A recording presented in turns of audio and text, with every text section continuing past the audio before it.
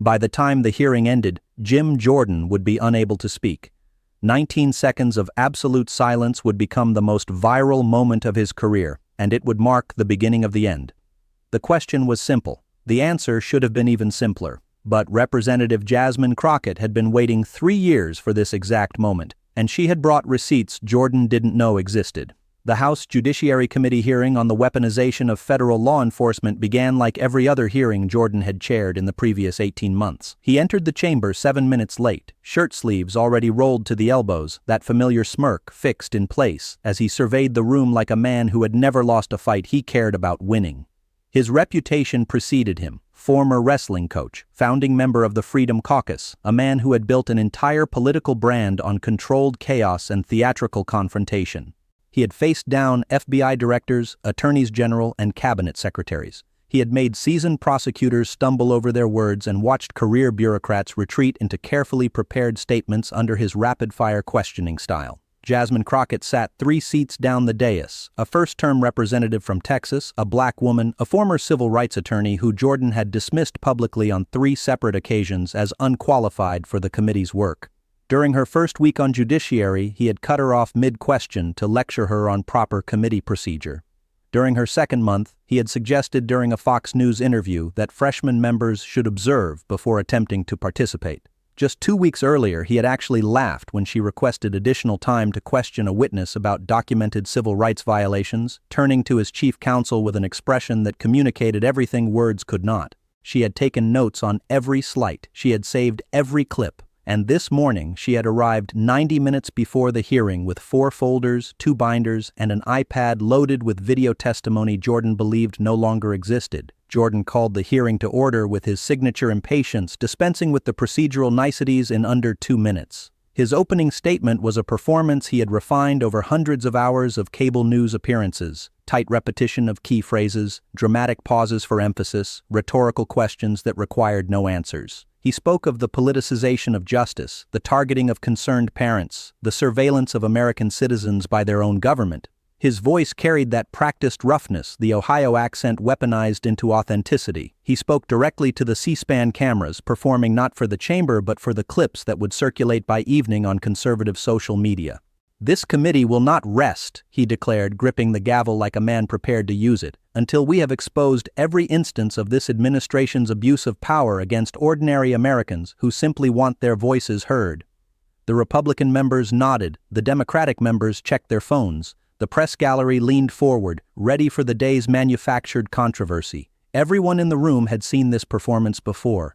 Jordan was in his element, the chairman who controlled the clock, the witness list, and the narrative. He recognized Representative Crockett only because protocol demanded it, yielding her 5 minutes with visible reluctance, as though granting a favor to someone unworthy of the gift. She did not begin with a statement. She did not grandstand. She simply opened the first folder with the deliberate care of someone handling ancient documents, and when she spoke, her voice carried none of the committee room's usual heat.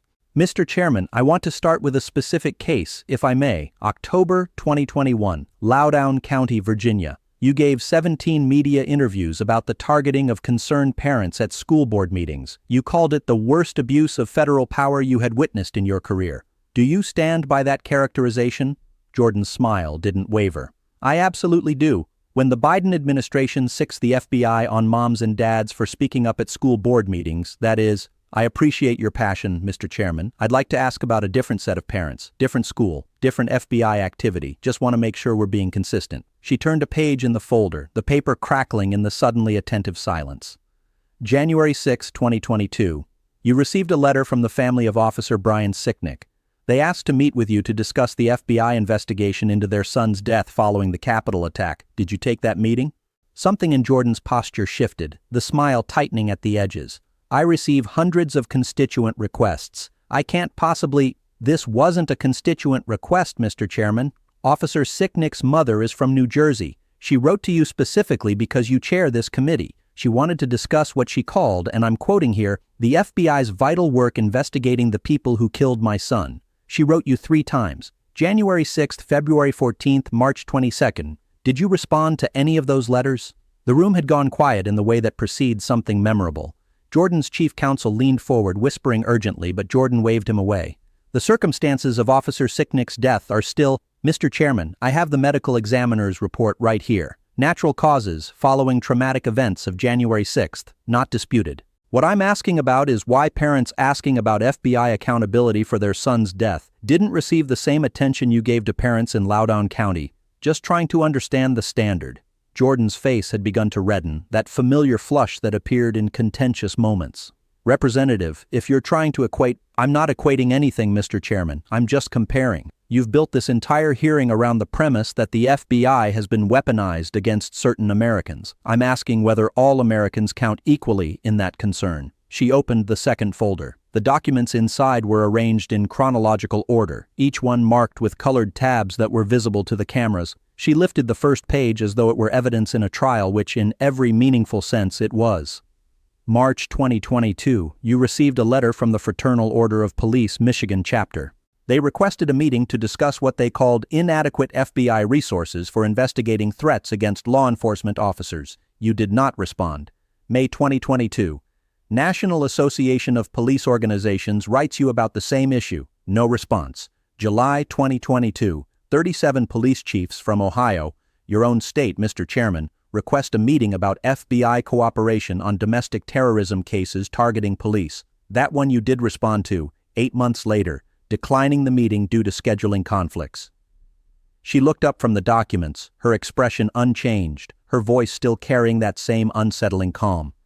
But during this same period, March 2022 through July 2022, you appeared on Fox News 14 times, Newsmax 6 times, and various podcasts another 9 times to discuss FBI overreach, 29 media appearances to talk about FBI abuse of power, 0 meetings with police organizations asking for FBI support. Can you help me understand that priority structure?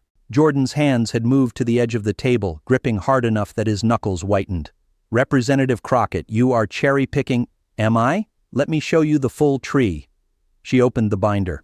The binder was thick enough that it made a sound when it hit the table, and that sound carried through the microphone system like a judge's gavel. Inside were printed spreadsheets, highlighted and annotated, each page representing a different category of Jordan's media appearances cross-referenced against meeting requests, letter responses, and committee activities during the 117th and 118th Congress. This is every media appearance you made between January 2021 and January 2024, where you discussed FBI overreach, weaponization, or politicization. 347 total appearances. Average length, 11 minutes. Total airtime, approximately 63 hours. That's nearly 3 full days of your life spent on television discussing this issue. She turned to the next tabbed section. This is every meeting request you received during that same period from law enforcement organizations, victims' families, or civil rights groups asking to discuss FBI activities, policies, or resource allocation. 112 requests. You took 9 meetings, 8% response rate. The partisan divide in the room had begun to blur. Several Republican members were now leaning forward, reading the documents Crockett had distributed to the full committee. The Democratic members had stopped checking their phones entirely. The press gallery was typing frantically. Jordan attempted to regain control. Representative, you're trying to create a narrative that... Mr. Chairman, I'm not creating anything. I'm just reading your calendar. Her finger moved down the page. Here's one that particularly interested me. September 14th, 2022. You were invited to meet with the family of Shanquella Robinson, a young woman from North Carolina whose death in Mexico was being investigated by the FBI. Her family wanted to discuss delays in the investigation, lack of communication from federal authorities, concerns about jurisdictional complications. They wrote you because you had recently given a speech about FBI accountability and transparency. They thought you might help. Did you respond to that letter? The silence that followed was different from the earlier silences. It carried weight. I would have to check with my staff about... Your staff did respond, Mr. Chairman. 6 weeks later. 1 paragraph. It said, and I have the email right here, the congressman appreciates your concerns, but this matter falls outside the purview of current committee priorities. That was the same week you gave 4 separate interviews about FBI accountability. Same week you tweeted 18 times about the weaponization of federal law enforcement, but a black family asking about FBI transparency in their daughter's death investigation fell outside committee priorities. She closed the binder and opened the third folder. This one was thinner, but the documents inside carried official letterhead government seals, stamps that indicated classified review and declassification dates. Let's talk about what does fall inside committee priorities, Mr. Chairman. You've subpoenaed 47 current and former FBI officials during your chairmanship. 47. I want to walk through who made the list and who didn't, because I think it tells us something about what this committee actually investigates versus what it claims to investigate. She lifted the first document. You subpoenaed the FBI official who approved the search warrant for Mar-a-Lago. You subpoenaed the case agent who investigated the Whitmer kidnapping plot. You subpoenaed the Detroit field office supervisor who handled the investigation into threats against school board members. These are all investigations that touched in some way on conservative political figures or causes. Yes? Jordan's voice had gone tight.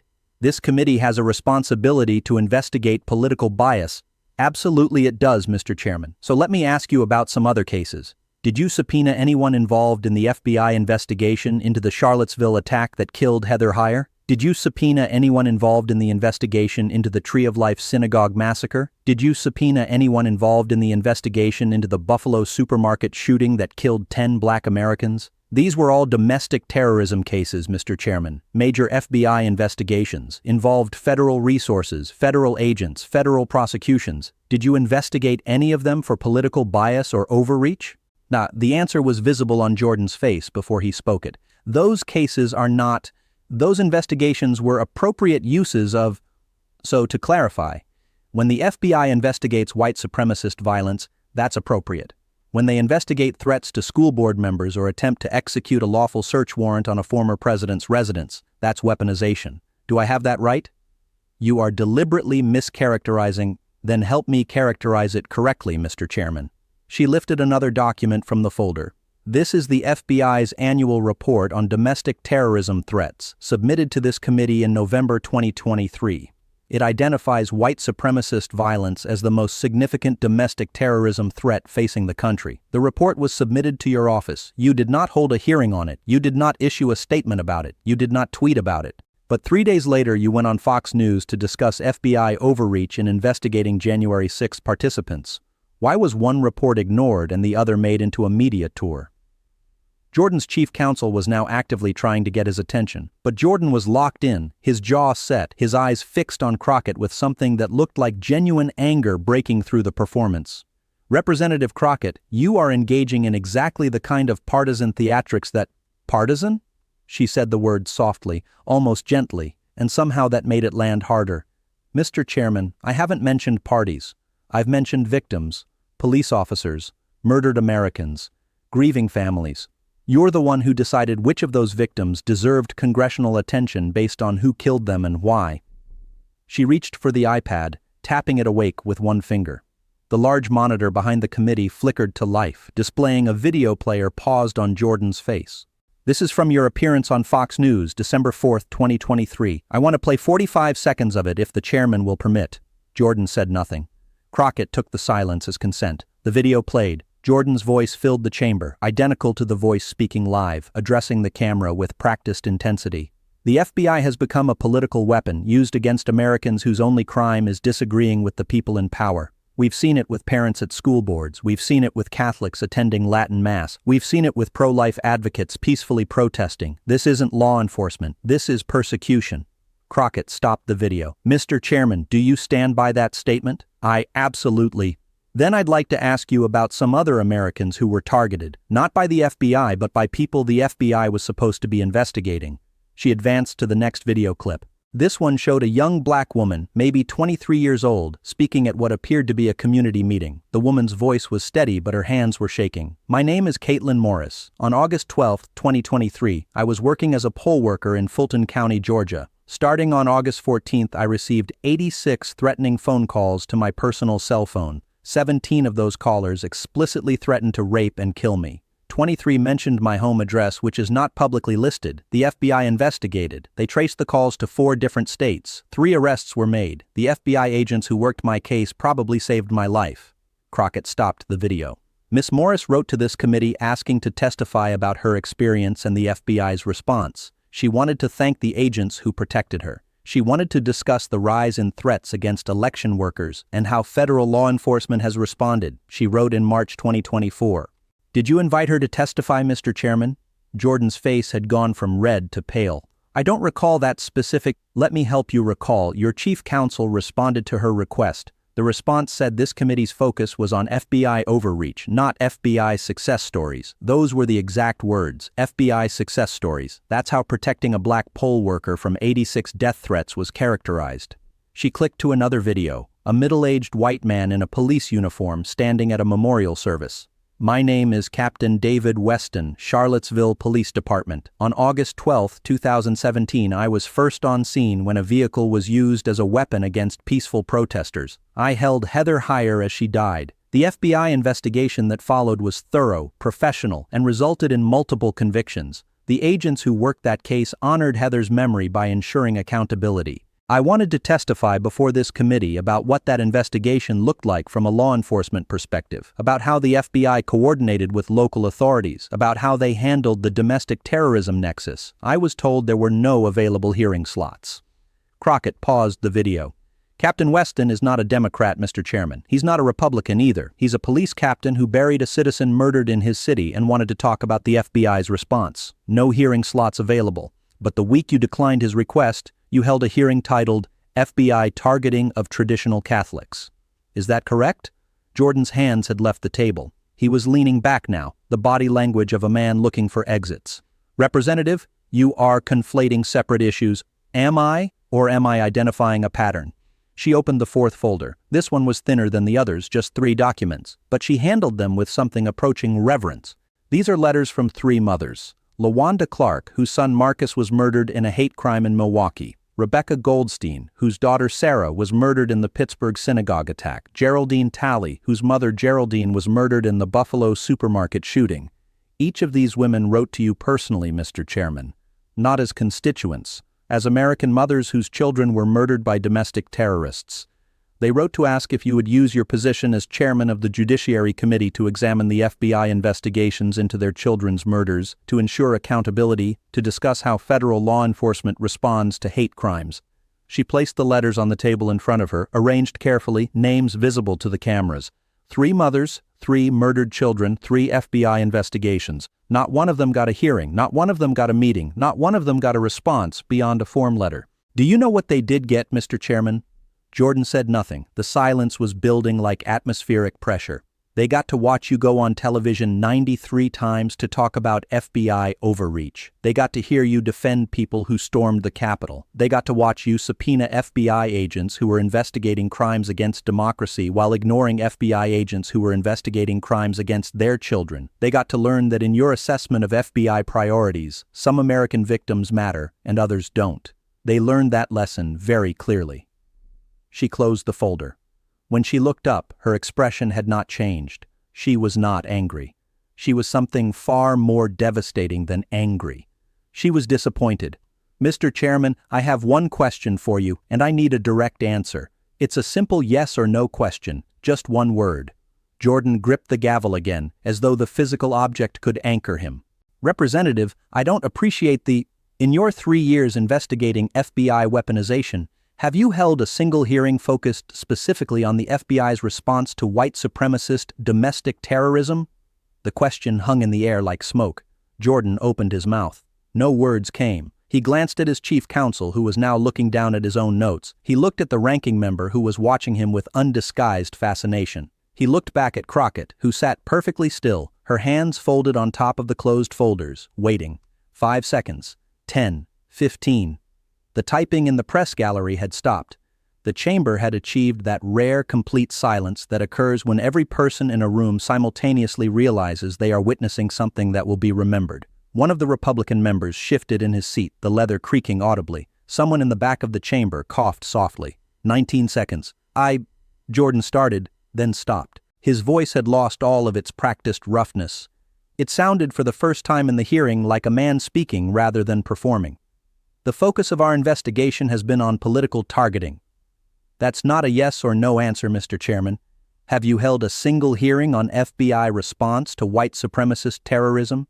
Yes or no? 23 seconds of total silence from the first question. No. The word came out barely above a whisper. No, we have not. Crockett nodded slowly, as though he had confirmed something she had known but needed the record to reflect. Thank you for that honesty, Mr. Chairman. She gathered her folders, placing them carefully back into her briefcase with the same deliberate precision she had used to open them. When she spoke again, her voice carried to every corner of the chamber. Mr. Chairman, at the beginning of this hearing, you said this committee would not rest until it had exposed every abuse of power against ordinary Americans who want their voices heard. I believe you meant that, but I think you need to ask yourself whose voices you've been listening for and whose voices you've been trained not to hear. Shankella Robinson's family wanted their voices heard. Officer Sicknick's mother wanted her voice heard. Caitlin Morris wanted her voice heard. 3 mothers who buried children murdered by white supremacists wanted their voices heard. They all came to you, the chairman of the committee responsible for overseeing federal law enforcement. And what they learned is that in your hierarchy of victims, in your calculation of which Americans deserve congressional attention, they didn't qualify. Not because their cases weren't serious, not because the FBI wasn't involved, but because their victimization didn't advance the narrative you wanted to construct. She stood, pushing her chair back with careful control. You opened this hearing by asking when the weaponization of the FBI would end,